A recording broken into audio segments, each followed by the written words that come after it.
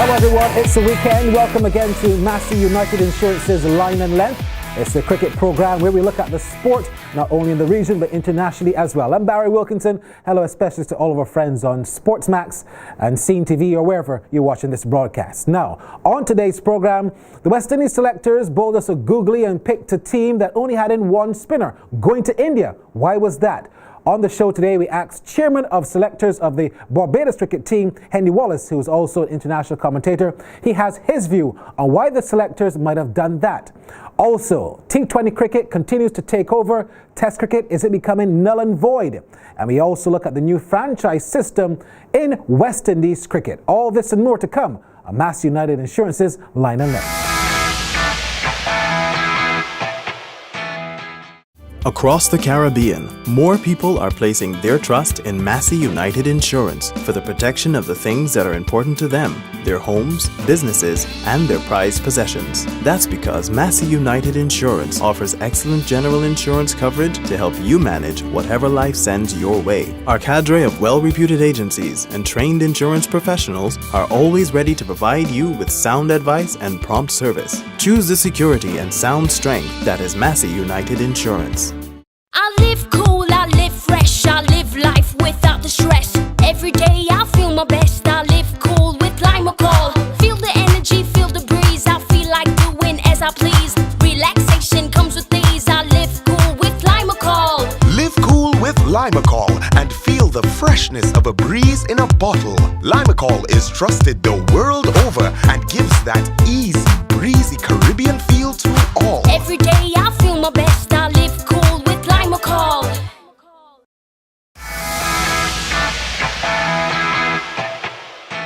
So welcome back to the show. As promised, with us is Hendy Wallace. He's chairman of selectors in the Barbados team, and of course he's an international commentator. Many of you might have heard him during the year on radio. Hendy, good to have you. We want to look first of all at this West Indies team that has been picked. When you heard it or when you saw it, what was the first inclination that came towards you? Well, good evening to you, Barry, and good evening to viewers. The first thing that jumped out at me, obviously, was the balance of the side.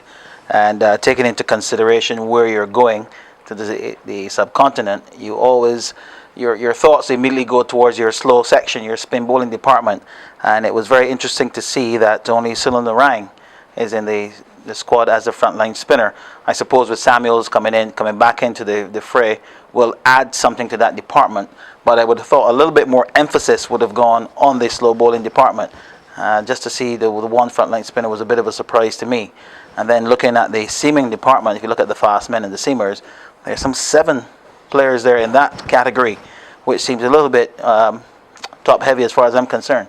No, Hendy, I always like to be fair to the selectors. You being a chairman of selectors yourself, you're probably faced with these questions quite often.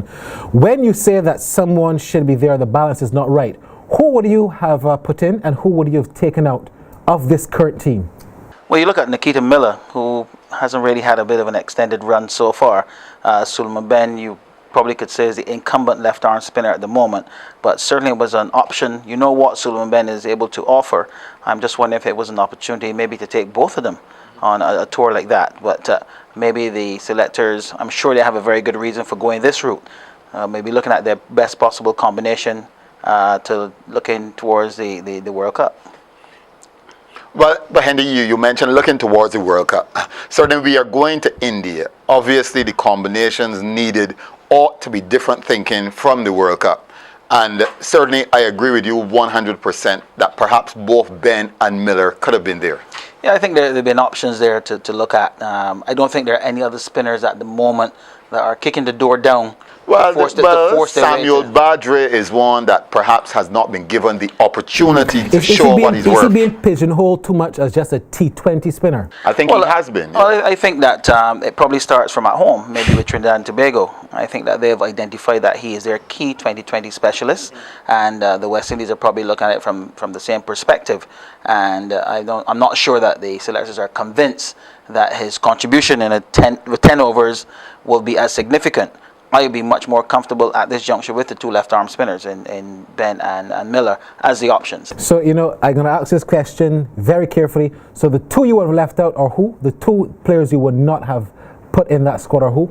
Well, when I look at the squad, first of all, Jerome Taylor is the first person I would look at merely on the workload.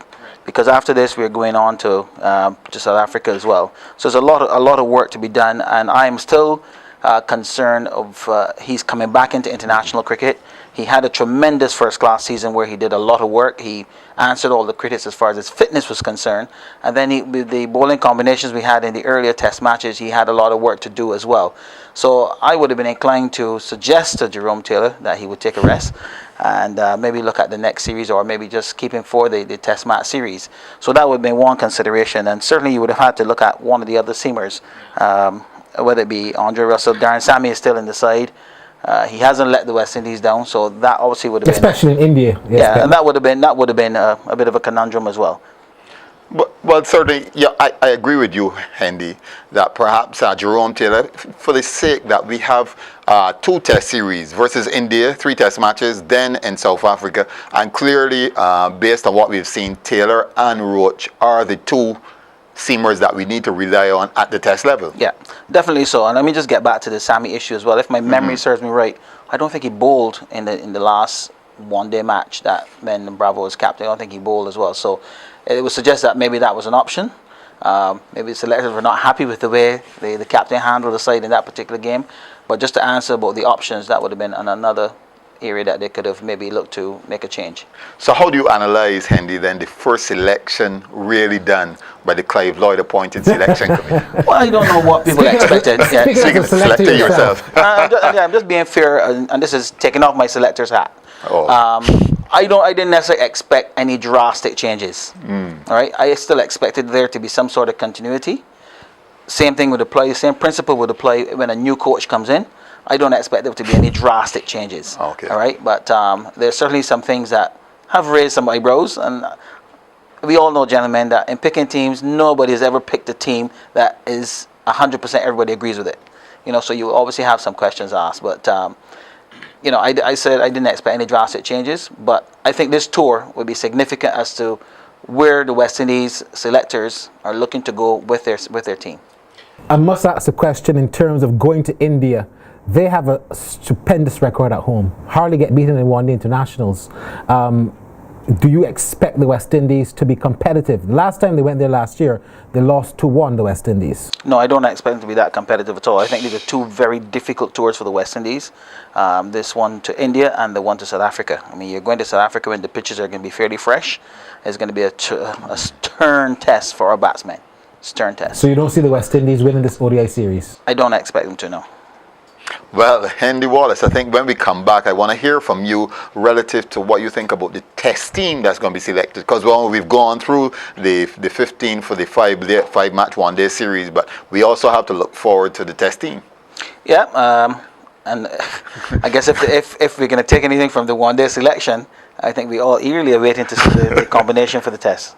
All right. When we come back, though, we're also going to look at the very sensitive or serious subject about how T20 cricket has kind of made Test cricket in the region null and void. When we come back, we're going to discuss these 2 very serious parameters on Massey United Insurance's Line and Length.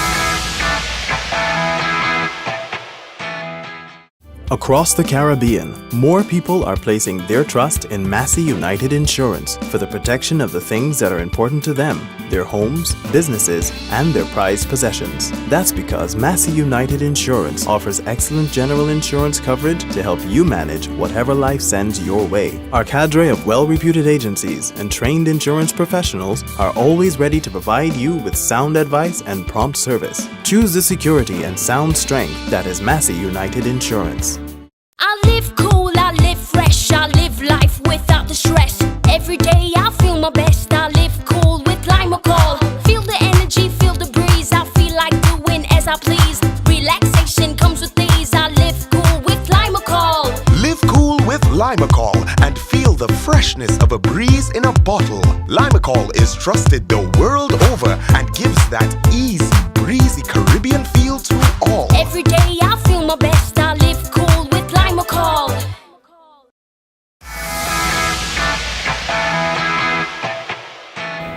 So welcome back to Mass United Insurance's Line and Length. Hendy Wallace is still with us. Of course, Hendy is chairman of selectors for Barbados, the Barbados team. It's going to be a Barbados franchise soon to come. We'll discuss that a bit later on.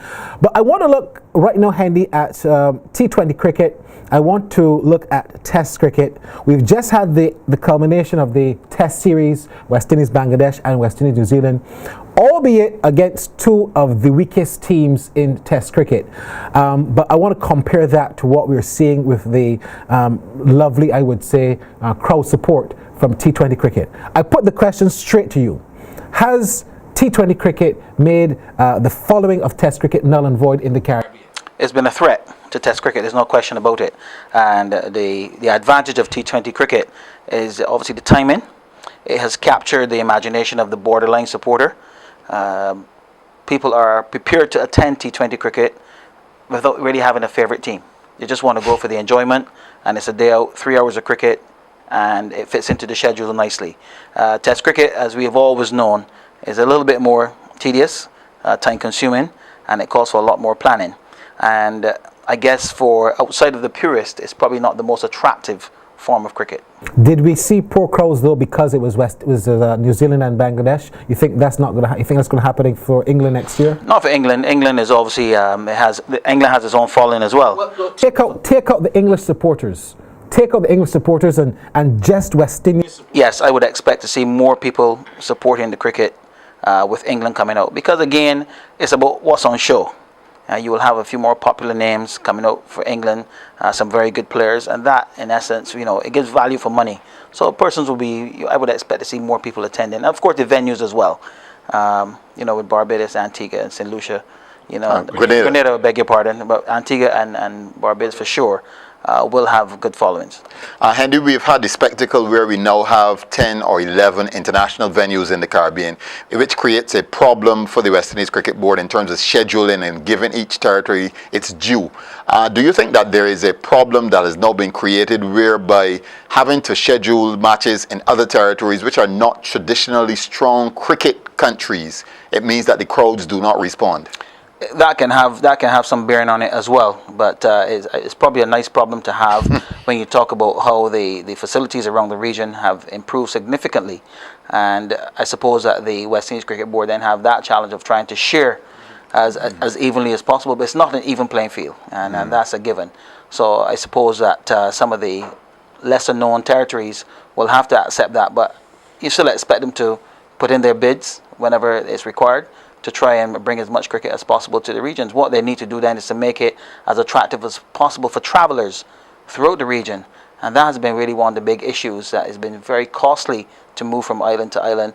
And it's hard to imagine why it's so costly with a 45-minute or an hour journey that would cost so much money. But that's really where we want to get. We want to make it attractive for people to move around. Hendy, the International Cricket Council, they have tried desperately to revitalize the interest in Test cricket with the pickball experiment, with the experiment, of course, of pickball brings night cricket, but with the experiment too as to having a Test match World Championship, which has not and probably will not come off the ground.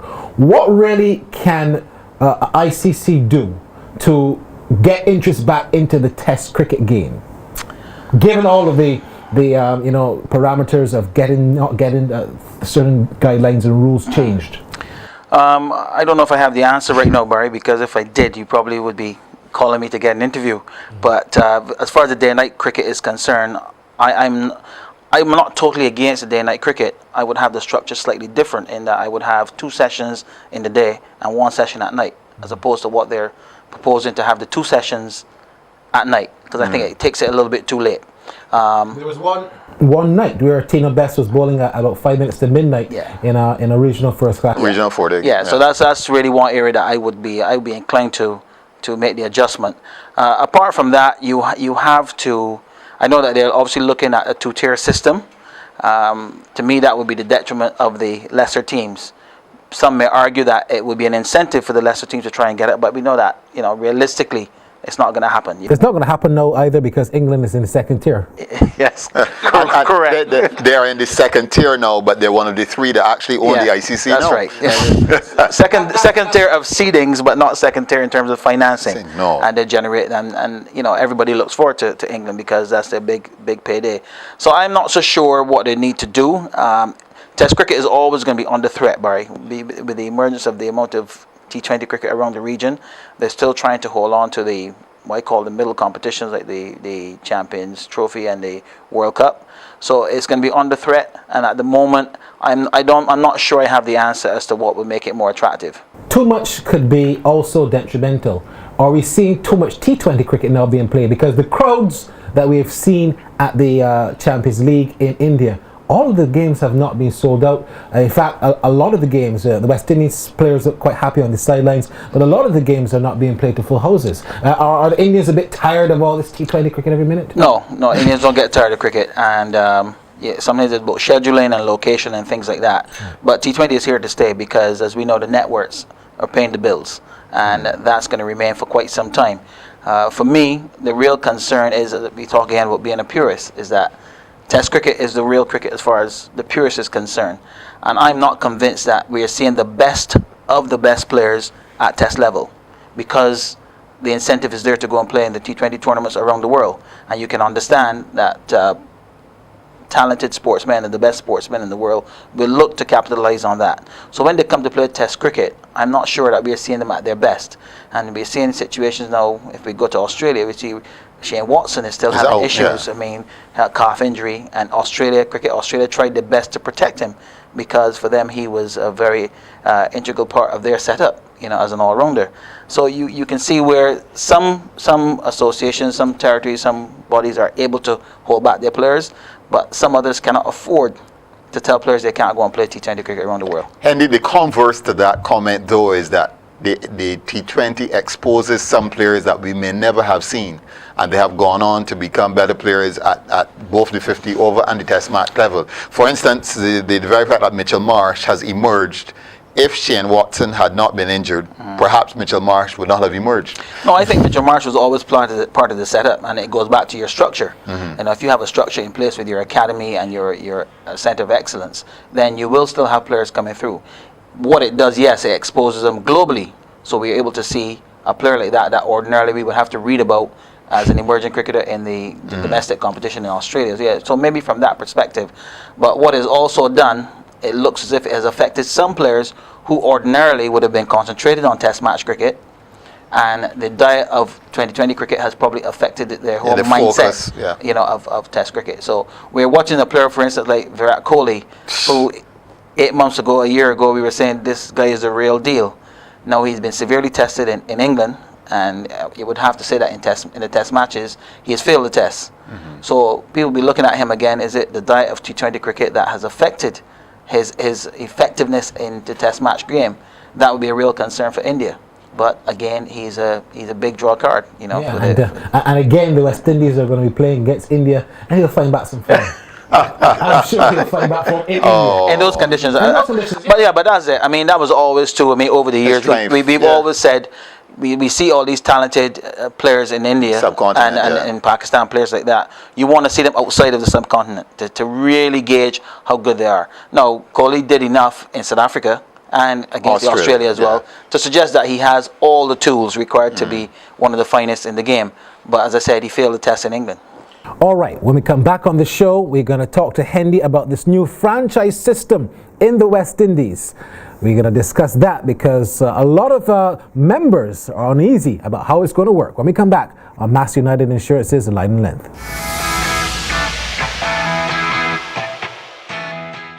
Across the Caribbean, more people are placing their trust in Massey United Insurance for the protection of the things that are important to them, their homes, businesses, and their prized possessions. That's because Massey United Insurance offers excellent general insurance coverage to help you manage whatever life sends your way. Our cadre of well-reputed agencies and trained insurance professionals are always ready to provide you with sound advice and prompt service. Choose the security and sound strength that is Massey United Insurance.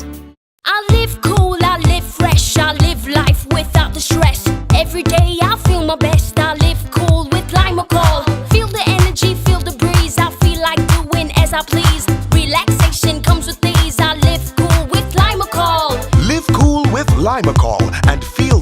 freshness of a breeze in a bottle. Limacol is trusted the world over and gives that easy, breezy Caribbean feel to all. Every day I feel my best. I live cool with Limacol.